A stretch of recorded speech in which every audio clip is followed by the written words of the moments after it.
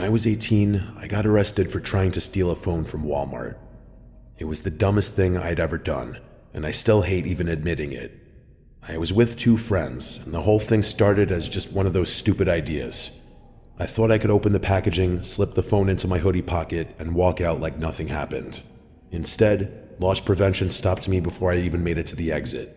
I didn't know they watched the cameras like that. Within an hour, I was sitting in the back of a police car with my hands cuffed behind me, staring at the same parking lot I had driven into like a normal person earlier that day. It was a Friday night, which made everything worse. I kept thinking my parents would come get me or that I'd just get a ticket and go home, but after I was brought to the station, processed, fingerprinted, and questioned, I was told I'd be spending the weekend in county because court wasn't open until Monday. Hearing that made my stomach twist. I still remember the feeling of helplessness. I had never been in real trouble before. I had never even been suspended from school, and now I was being walked into a local jail in handcuffs over one of the most embarrassing decisions of my life. The booking process took forever. They took everything on me, including my clothes. Then they gave me an orange jumpsuit to put on, and that's really when the gravity of the situation I got myself in became real. I remember changing into it and looking at myself for a second, feeling sick. When they finally brought me back to the holding area, I realized very quickly that nobody else looked like me. I don't mean that in a better than them way. I just mean I looked young, scared, and completely out of place. Some of the men in there were older, bigger, tattooed, and looked like genuinely dangerous, scary people. A lot of them were loud, acting like this was some fun place to be that they'd been 10 times before. A few of them looked at me like they were annoyed I even existed. Some guys actually made fun of me, calling me pretty boy. I tried not to react, but I could feel my face getting hot. I stared at the floor most of the time and tried to look calm, but I'm sure everyone could tell I was terrified. After a while, a fresh group of arrestees got brought into the day room, and we were all told we could make phone calls. I called my parents, and my mom answered. The sound of her voice almost made me break down. I told her where I was and what happened, and then my dad got on the phone. He wasn't screaming, which somehow made it worse. He just sounded disappointed. He told me they had already called an attorney and that I would most likely be out on bail by Monday after I saw the judge.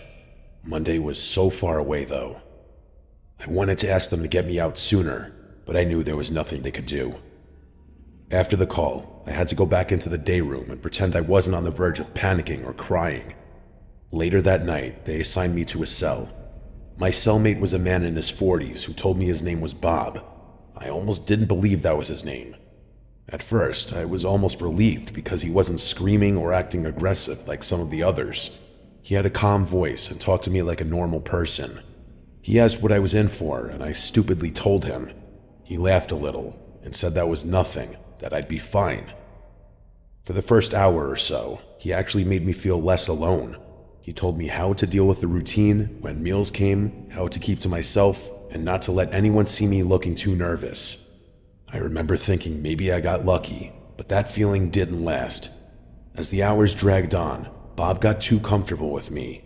He started asking personal questions like where I lived, if I had a girlfriend, what school I went to, and if I still lived with my parents. I gave vague answers, but he kept pressing. Then he started making comments about how young I looked and how I didn't belong there. At first, it sounded like a concerned elder, but then it started sounding creepy. He would sit too close on the lower bunk with me when we talked. He touched my shoulder more than once, and once he put his hand on my knee while laughing at something he said. I moved away right away, and he smiled like he knew exactly how uncomfortable he was making me. From then on, I dreaded every second the cell door was closed. The day room became the only place where I felt like I could breathe, even though that place was terrible too. I would wait for the doors to open just so I didn't have to be alone with him. The days and nights blended together, and it all felt like one long day because there was no damn sunlight in that depressing place. The lights never fully went off. I barely slept. Every time I closed my eyes, I felt like Bob was watching me. One time, in the middle of rest time, I don't even know if it was nighttime, I opened my eyes and saw him looking down from the top bunk at me. He saw me wake up and said he couldn't sleep either. I didn't answer him. Those 48 hours felt longer than any full week of my life. By the time I finally saw the judge, I was exhausted and yet excited to leave. I barely remember what was said. I just remember hearing that I was being released, and later that day my dad picked me up. When I got into his car, he wasn't angry. He was strangely sympathetic but disappointed. I didn't want to talk about jail, Bob, or anything that happened. I wanted to shower and sleep in my own bed and pretend the whole thing had just been a bad dream. A few days later, I got a follow on Instagram from a fake-looking account. My profile was public at the time, so random accounts weren't unusual. It had no real name and no posts, and the profile picture looked like a dark, blurry room. I ignored it. Later that night, I got a DM from the account. When I opened it, it was a selfie from Bob. His face was close to the camera with that same little smile he kept giving me in the cell. Under it, he had written, "Miss you already." I blocked the account immediately and threw my phone onto the bed. I felt violated in a way. He knew my real name, he found my profile, and I had no idea how. 2 days later, I came home from work in the late afternoon. It was a foggy day, and my parents were both still at work. As I pulled into the driveway, I noticed a ratty old car parked across the street. Someone was sitting inside with their head down. I sat in my car for a second, watching it. I couldn't see their face, but something about the way they wouldn't move was concerning. I went inside fast and locked the front door behind me. A few minutes later, while I was standing in the kitchen trying to tell myself I was being paranoid, I heard the front doorknob rattle. Instead of knocking or ringing the bell, whoever was outside was turning the doorknob back and forth like they were testing if it was unlocked. Then they stopped. It was not even 30 seconds later when I heard the back doorknob do the same thing. That's when shit became real and I called 911, as weird as that felt after spending a weekend in jail. I whispered at first because I was afraid whoever it was would hear me. I told the operator someone was trying to get into my house. While I was on the phone, the doorbell rang. The operator asked if I could see who it was. I told her I was too scared to check.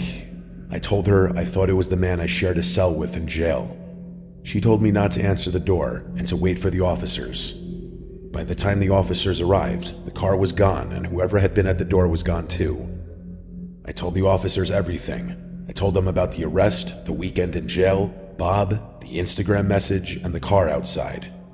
The second I admitted I had just been in jail, I felt their attitude change. They weren't rude per se, but they didn't seem eager to help either. One of them asked if I was sure I wasn't just shaken up from the weekend, which really pissed me off. Another asked if I had given this guy my full name. I said no. They left me with a report number, and that was basically it. For the next week, nothing happened, and I tried to convince myself it was over. Then one night, I went to a dive bar with friends. They weren't my friends who knew about the arrest. Outside of my family and the friends that knew, I didn't tell anyone else. We were standing near the pool table when I looked toward the far end of the bar and saw Bob sitting alone. He was wearing a baseball cap pulled down low and a dark jacket, like the guy was freaking incognito, but I knew it was him.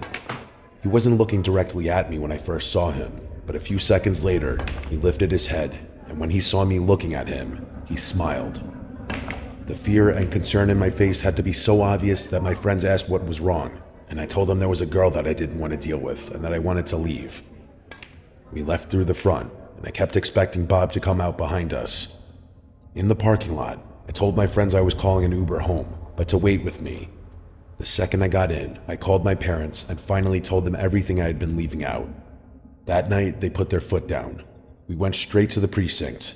This time, with my parents there and with the Instagram message still saved as a screenshot, they took it more seriously. I told them about the attempted break-in, the fake account, and seeing him at the bar. I signed a sworn statement, and eventually I was able to get a temporary restraining order. That was when I found out Bob wasn't even his real name. I'm not going to write his real name here. I also learned how easy it can be to find inmate and arrest information after someone gets booked. My guess is that once he got released, he searched my name through public records or some jail-related system and found enough to track me down. The restraining order seemed to work because I never saw him again after that. But for years after, this crap definitely stayed with me. Getting arrested for stealing from Walmart was humiliating, and it could have messed up my life in the obvious legal ways. But the worst part almost had nothing to do with court and the charges. It was realizing that one stupid decision put me in a locked room with someone who should have never had access to me, and then gave him just enough information to follow me back into real life.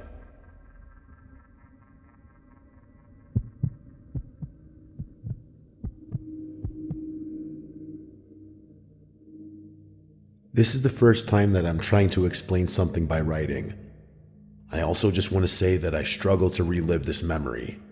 Whenever I start to go down the rabbit hole of potential harm that could have ensued for my friend Laura and I start to get anxious and worked up all over again. I'll start from the beginning. Last summer, I started dating a guy who lived about an hour away from me. It only lasted a few months. I'll be honest, it was a rebound.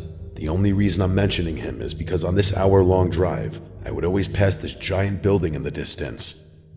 Most of the drive was nothing but trees and massive open fields of grass. When I would be roughly 15 minutes from his house is when I would drive by that building. From the road, it looked like a building you would see in an old horror movie. He had these high arching roofs, small windows, and this giant cross on the highest point of the roof. The building fascinated me.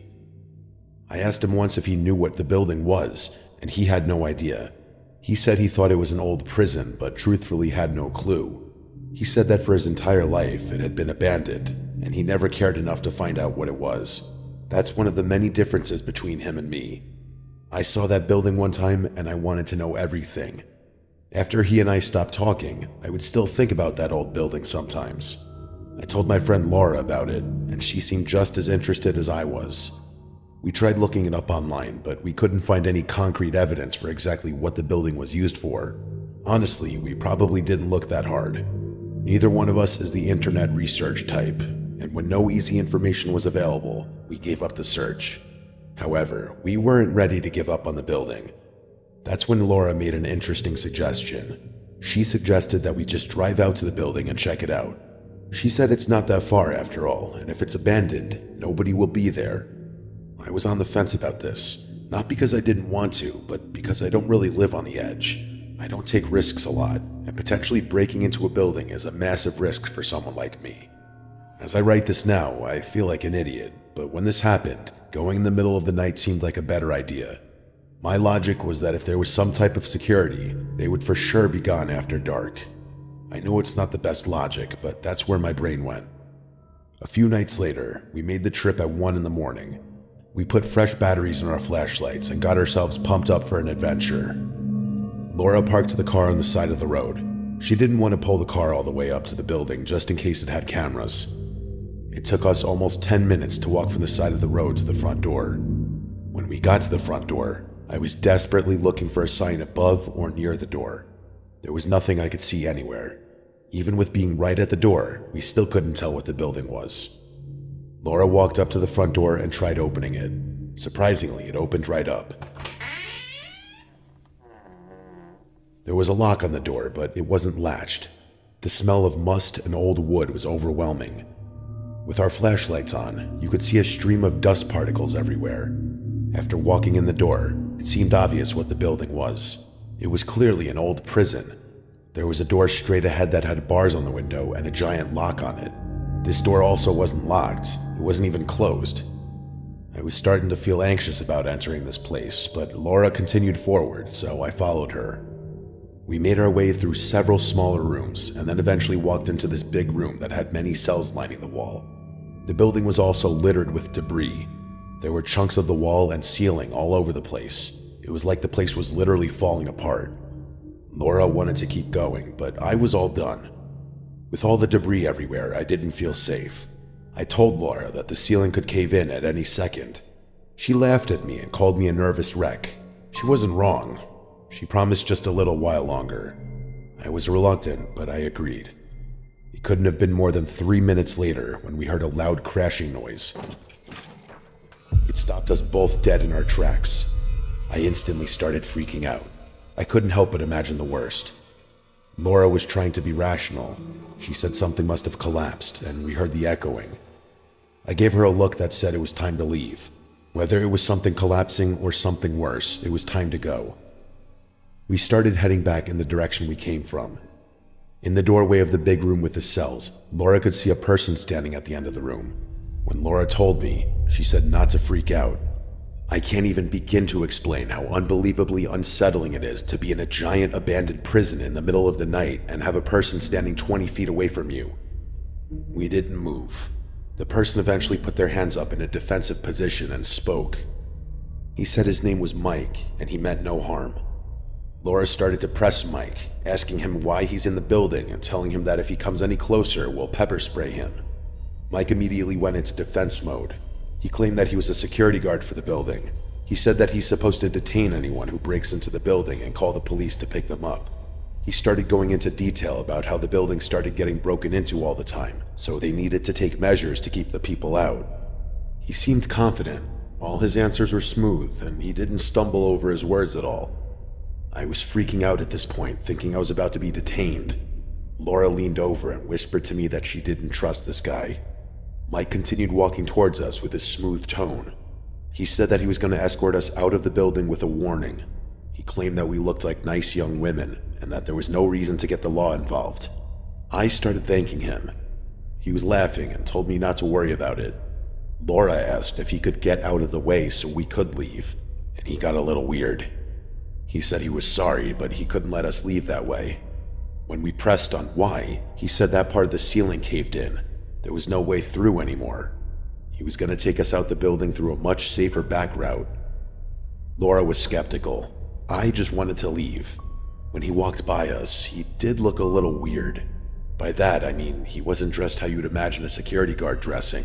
He was wearing jeans, white sneakers, and a black sweatshirt with a flannel on the outside. Laura even said that his outfit looked weird for a security guard. He laughed, and with that confident, smooth voice, he claimed that he was able to wear whatever he wanted since this was mostly a boring job. We were walking deeper into this building, and it felt like we were going in the opposite direction of where we needed to be.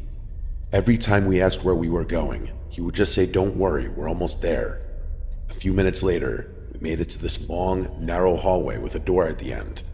The hallway was small enough that we couldn't even fit two people next to each other. He opened the door at the end of the hall, and it was a long staircase down. It was dark, so dark that you couldn't even see. Instead of continuing to lead, he moved to the side of the doorframe and said, "After you." We just looked at him. Laura asked him, why would we go down? He just laughed and said she was silly. Yes, he used the word silly. Laura put her foot down and said we weren't going any further. That's when I stepped in and asked if he could lead the way. He didn't answer for a second, but then agreed. He took 1 or 2 steps down and then said that he needed to make sure the door locked behind all of us, just in case someone broke in. So he came back up, grabbed my arm gently, and tried to guide me down first. I was not a fan of this. Laura screamed and pushed him away, which freed his grip from my arm. Because Laura still had some high ground, she was able to make him stumble with the push. She looked at me and told me to run. Laura and I ran back the way we came. Eventually, we made it back to the room with the cells and ran through the door where we encountered Mike for the first time. We made it all the way back to the front entrance, and never once did we see any area that was caved in, as Mike had claimed. The entire time we were running, we couldn't hear anything behind us. Even though we didn't hear Mike, I felt like he was right on top of me. It was like I could still feel his touch lingering on my arm. We sprinted to the car and drove off fast. The entire long drive home, we kept checking the mirrors, making sure this guy didn't follow us somehow. It was about a week later that I contacted the police in that area. I admitted to them that I had broken into the building and that the security guard had tried getting me into a dark basement. The cop was speechless. I thought it was because I had broken into the building, but it almost seemed like he didn't care about that. He told me that the old prison doesn't have any security guards, and it isn't even patrolled or monitored by security cameras. He said that whoever we encountered that evening was not a friendly person, and my friend and I are lucky to be alive. Just reliving those words from that cop makes me want to cry. I think one of the most upsetting things about this nightmare is we have no idea where this guy came from. He looked a little too clean-cut just to be some random guy who lived in an abandoned prison. If I think about it too much, I can almost feel his hand grab my arm again, and I start to spiral out of control. I know I'll never get answers to this horrible night. I'm just happy I'm still here, and I'm able to tell my story.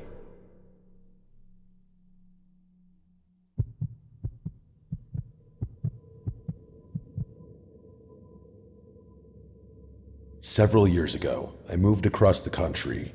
I worked as a corrections officer at a local jail. I was there about a week when I met Edgar. He seemed like a decent guy. Just because he was in jail doesn't necessarily mean he was a violent criminal. In Edgar's case, he was there for violating his parole, not being violent. Every time I would cross paths with Edgar, he was always respectful, called me sir, and never stepped out of line. One of those first weeks there, completely out of the blue, Edgar asked how Stan was doing. I just looked at him in disbelief. I have a brother named Stan, but I couldn't think of how Edgar would know something like that. This jail I worked at was nearly 1,000 miles from my hometown. The people I worked with didn't even know about my brother. I just remember ignoring him and going about my business. As unlikely as it could be, I determined that it had to be an insane coincidence. He could have been talking about anyone or anything. A few days later, I crossed paths with Edgar again, and this time he asked if Diana still lived by the lake. Now he had my attention. My mother's name is Diana, and she lives on a lake. I pulled him aside and asked how he knew that name. He just shrugged and said he didn't know. In a lot of jails and prisons, they have these gossip chains where inmates will find out information about other inmates and even some of the law enforcement. But in this instance, there was no way this guy could have found out information this personal. It just didn't make any sense. Nobody in town knew who I was. I didn't have social media. I wasn't even the talkative type. This just felt weird and like a total invasion of my privacy.